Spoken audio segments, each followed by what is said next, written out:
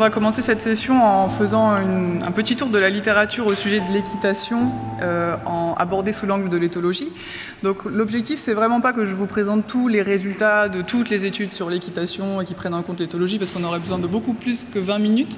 Mais je vous propose de faire un peu un tour d'horizon de ce qui se fait dans cette matière et pour quelles applications. Alors l'équitation, déjà, quelle définition on peut y attribuer? Il y en a plusieurs, j'ai choisi celle-ci, qui consiste en l'art de monter, de conduire et de dresser les chevaux.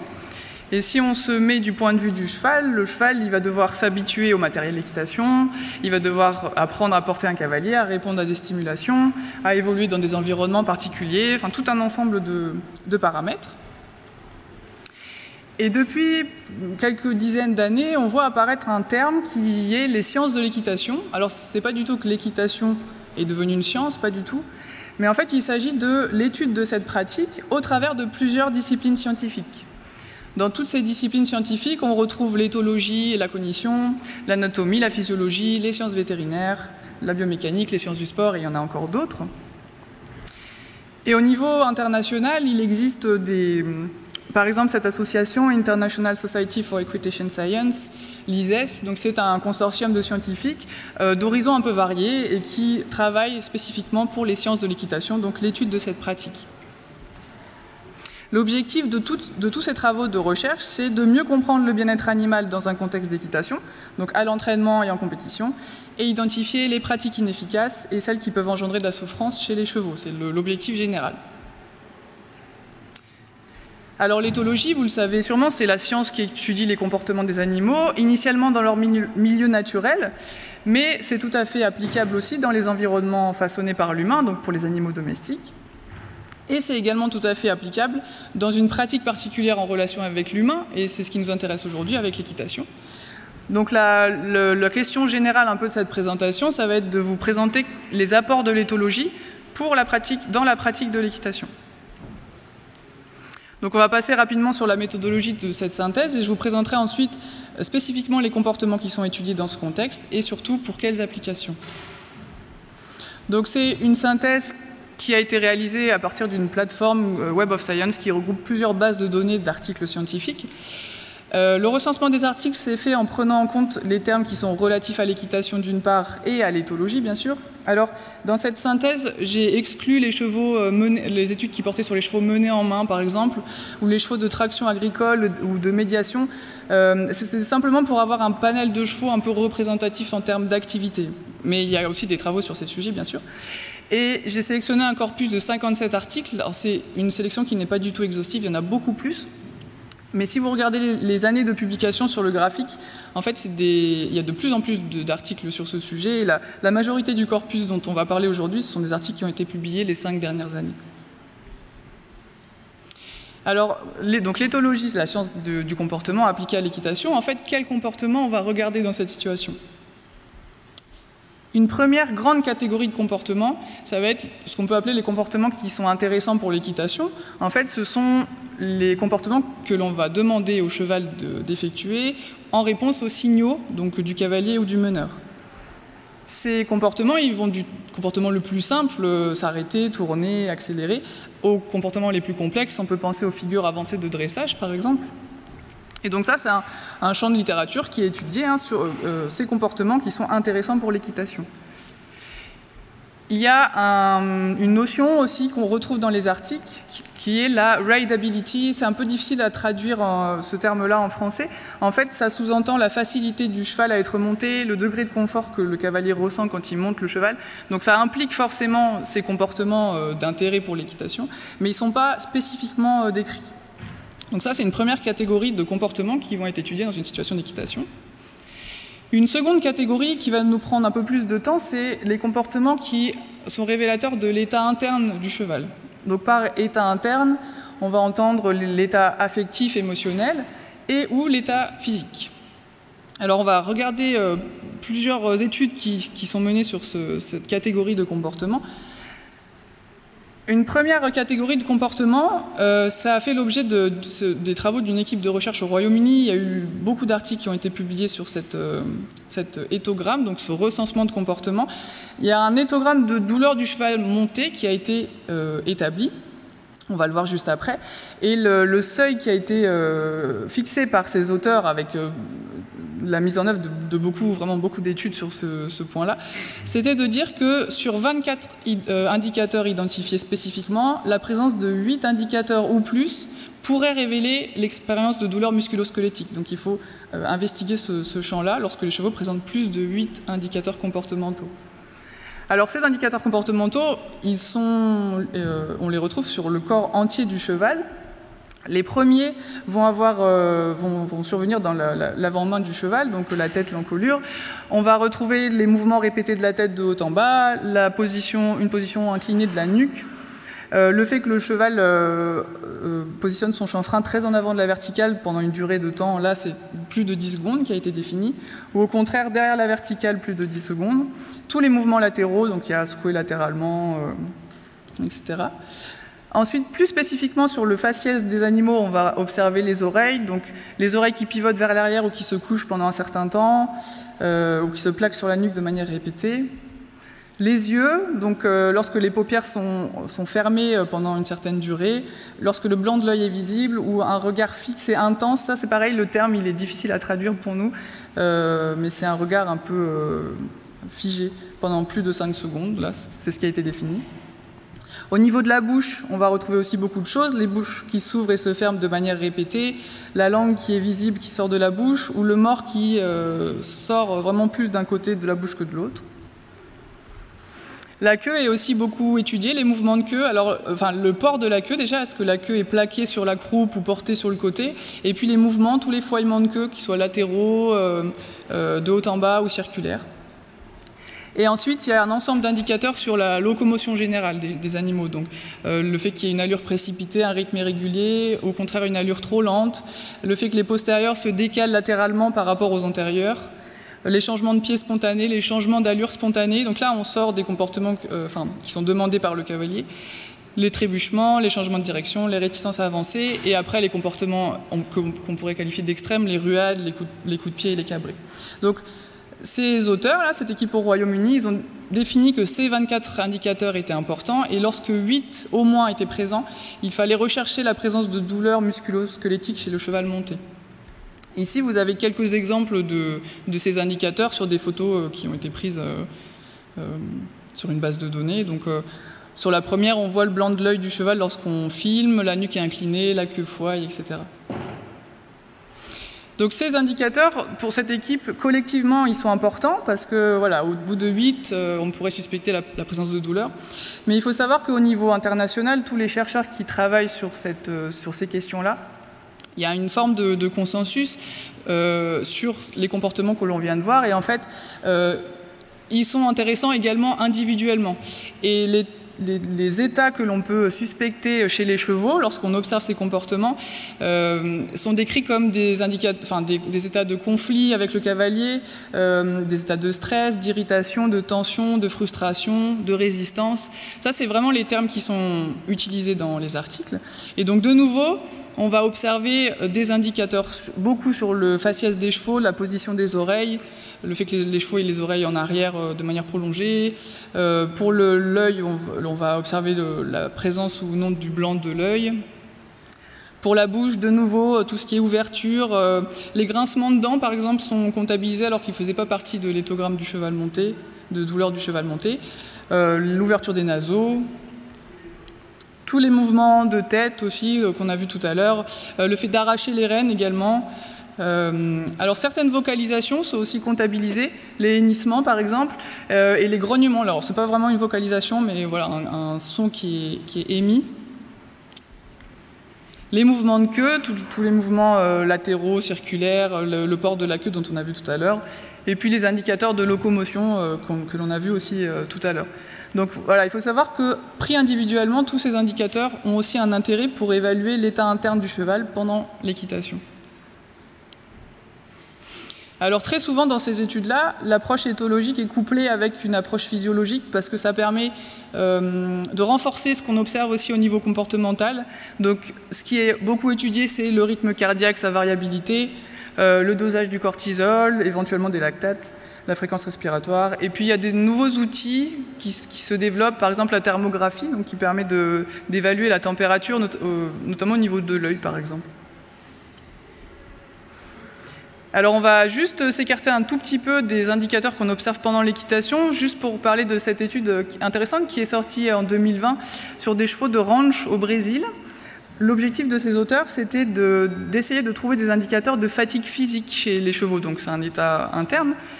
Et donc ils ont observé le comportement des chevaux avant une journée de travail au ranch et au retour, lorsque les chevaux sont revenus. Et ce que les auteurs ont vu, c'est qu'après plusieurs heures de travail, on observait une augmentation importante des comportements de repos, donc une tête basse, les paupières qui se ferment, le postérieur qui se met au repos, une diminution de l'attention envers l'environnement, tourner la tête, ou les réactions aux insectes aussi, la peau qui frémit était beaucoup moins exprimée après la journée de travail. Et un indicateur intéressant, ça a été d'observer les changements d'appui des postérieurs, où en fait ils ont pu observer que après une journée de travail, ces changements d'appui augmentaient beaucoup. Et donc les auteurs ont proposé que ça soit par exemple un indicateur qui soit utilisé pour évaluer la fatigue physique du cheval après une journée de travail. Alors, il ne vous a sûrement pas échappé que jusque-là on a parlé beaucoup d'indicateurs d'état interne négatif.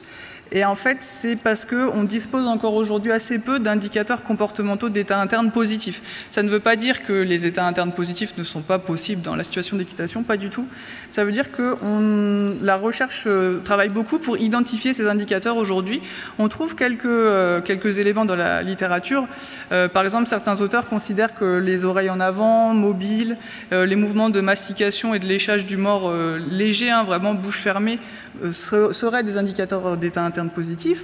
Très récemment, il y a un indicateur sonore aussi, l'ébrouement, qui a été proposé. Donc c'est des études qui sont très intéressantes, qui se développent beaucoup, mais aujourd'hui, on a beaucoup moins d'indicateurs d'état interne positif qui sont identifiés. Mais je le redis, ça ne veut pas dire que ces états internes ne sont pas possibles dans la pratique de l'équitation. Donc il y a nécessité de continuer à développer beaucoup d'études sur ce sujet. Donc là, on vient de voir les principaux comportements qui sont étudiés dans ces articles sur l'équitation et qui ont une approche éthologique. Alors, à quoi ils servent en fait ces articles? Quels sont les champs d'application? Alors, j'ai identifié 4 grandes thématiques dans cette synthèse. La première, c'est essayer de répondre à la question de savoir quels éléments vont favoriser l'expression des comportements attendus du cheval. Donc là, on parle des comportements d'intérêt, par exemple s'arrêter, tourner ou faire des figures avancées de dressage. Et donc, qui vont favoriser la réussite de l'entraînement. Alors, il y a pas mal d'études sur ce point-là. Par exemple, celle-ci porte vraiment sur un aspect, passer du trot enlevé au pas chez des jeunes chevaux. Ce qui a été testé, c'est plusieurs manières de faire en appliquant une légère tension sur les rênes. Et en fait, ce que les auteurs ont vu, par exemple, c'est que les chevaux répondaient plus vite à ce signal, ils faisaient le comportement attendu, lorsque la tension était relâchée dès la première proposition de réponse du cheval et en répétant ça, plutôt qu'en attendant le passage total au pas et en relâchant à ce moment-là.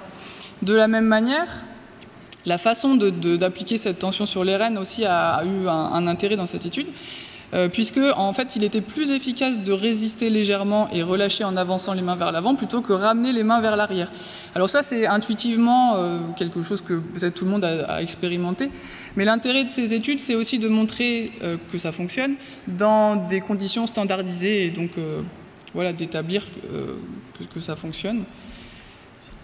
Cette étude, par exemple, très récente, qui a été menée sur plus de 1000 chevaux, a montré que lorsque les chevaux sont montés par un nombre de plus en plus élevé de cavaliers différents, ils pouvaient être moins susceptibles de répondre aux signaux des jambes. Donc, de nouveau, c'est aussi quelque chose qu'intuitivement on peut comprendre, mais l'intérêt de montrer ça sur des milliers de chevaux, ça permet vraiment voilà, d'établir ça. Et l'ensemble de ces travaux-là sur les comportements d'intérêt, en fait, leur objectif, c'est de mettre en évidence les méthodes ou le matériel ou l'utilisation du matériel qui fonctionne et éventuellement identifier des facteurs de risque avec pour objectif en fait, d'alimenter sa réflexion sur sa pratique qu'on peut avoir au quotidien.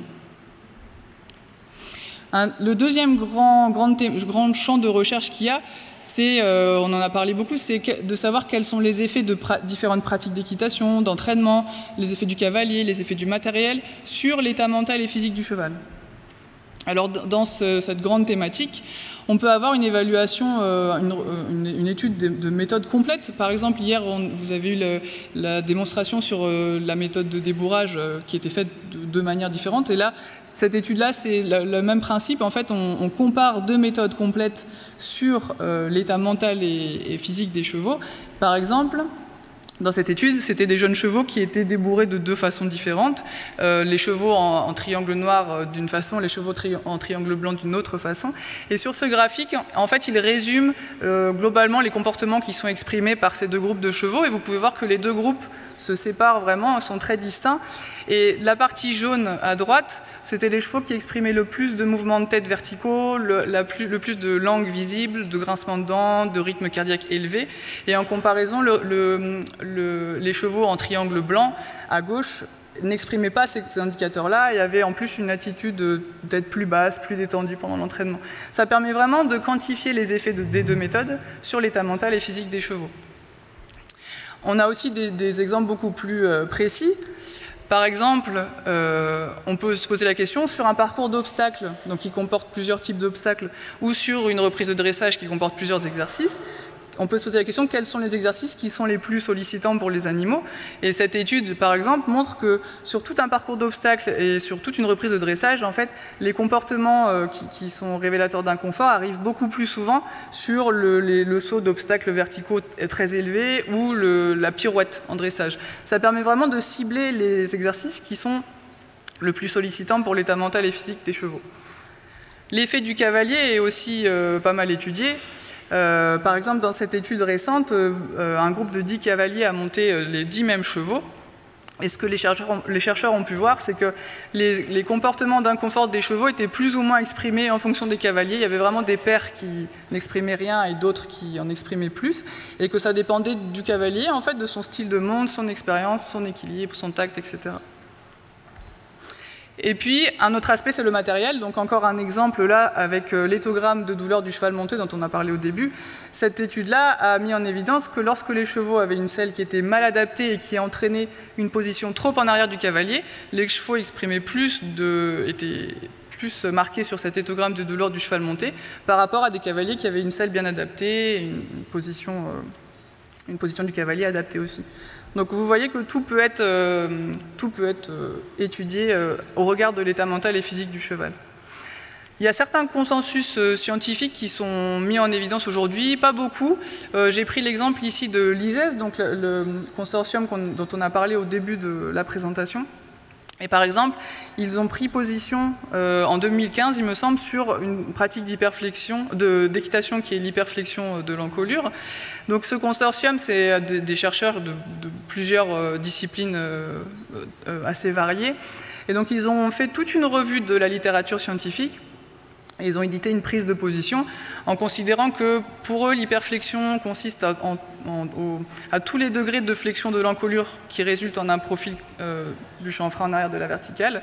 Et que leur conclusion générale, c'est que en confrontant tous les effets qui sont mis en évidence dans la littérature, donc les effets gymnastiques et les coûts évidents en termes de bien-être, il ne reste que très peu de raisons pour justifier l'utilisation de l'hyperflexion en équitation. Ça, c'était la conclusion de leur prise de position.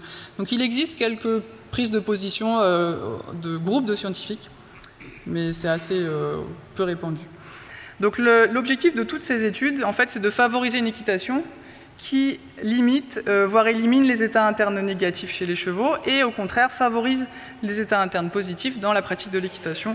L'objectif général, c'est bien sûr de préserver le bien-être et optimiser la sécurité du couple cavalier-cheval.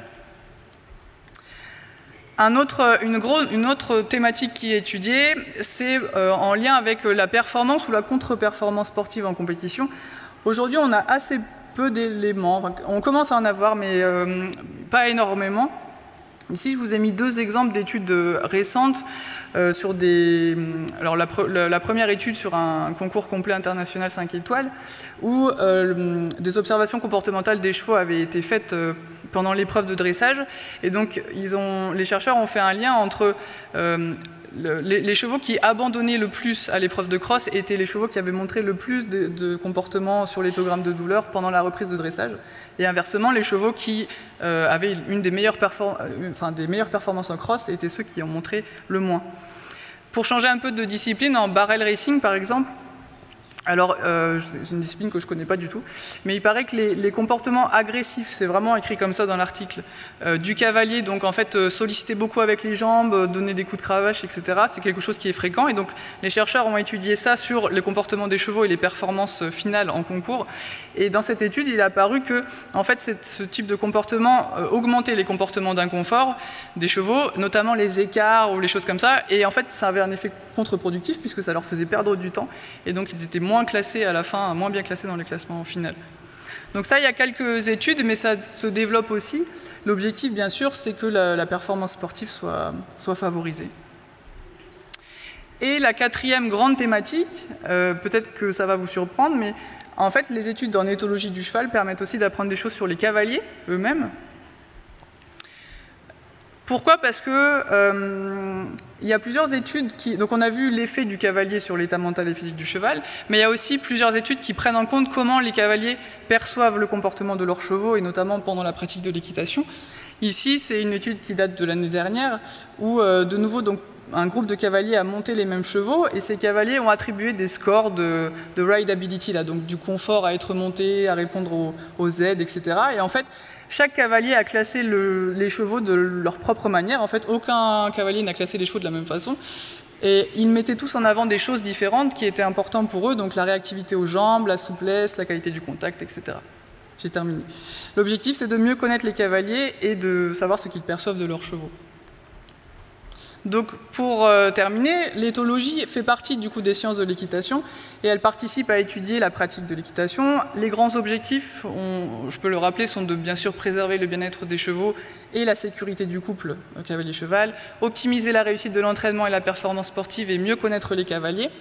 Et on a vu, il y a encore à ce jour peu d'indicateurs comportementaux, d'états mentaux positifs et physiques positifs, et c'est un champ de recherche qui se développe vraiment beaucoup.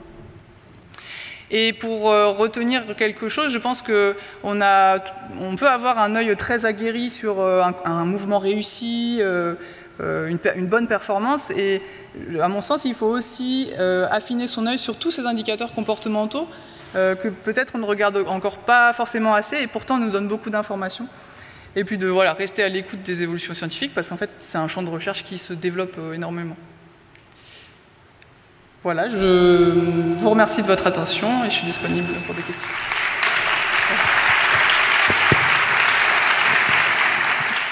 Merci beaucoup.